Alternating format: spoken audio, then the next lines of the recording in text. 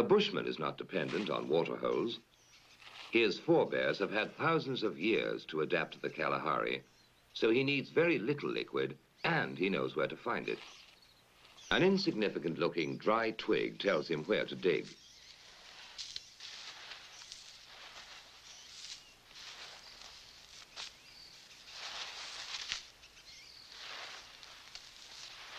Anyone else would die of thirst in a few days in this treacherous desert that doesn't look like a desert.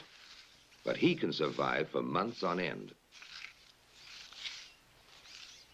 He unearths a bulbous root, which is really just a solid lump of wood with hard fibers that are merely damp. Civilized man would need some pretty complicated technology and machinery to get water out of it, but he uses the very simplest of tools.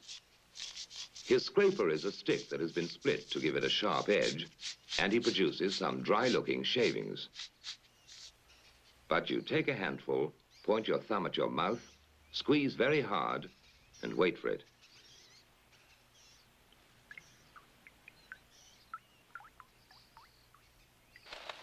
The baboons always have a secret supply of water, and they're not going to tell anybody where it is.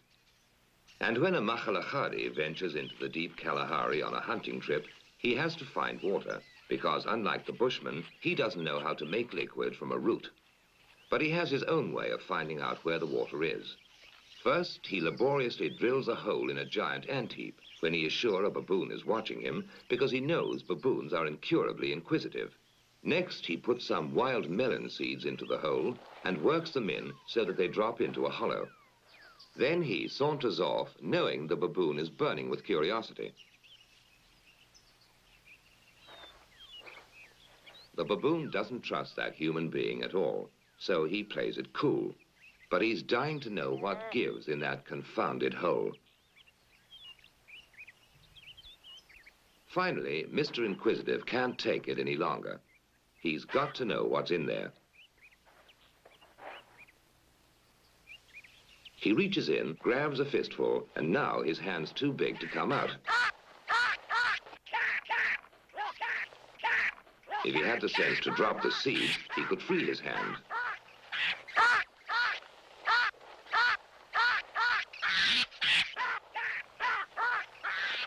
Now he lets go when it's too late.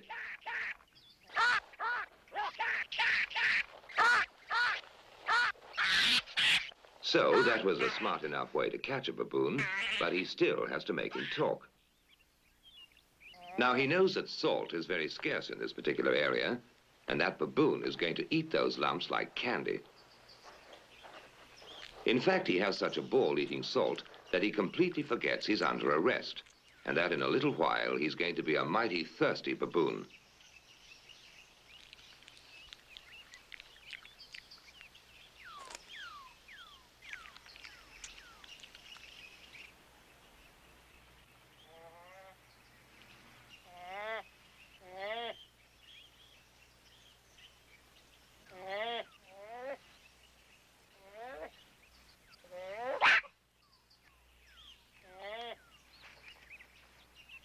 Next morning, the Makhalachadi goes to have a closer look to see whether his prisoner is ready to talk.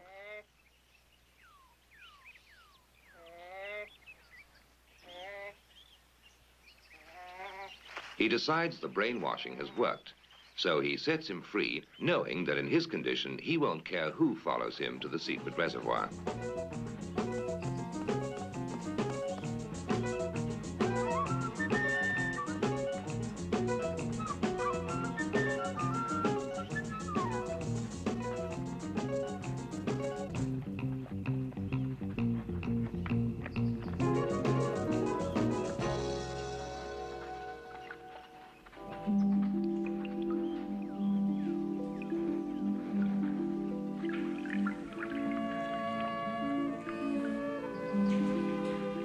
The Makhalachadi has no eyes for the beauty of the setting.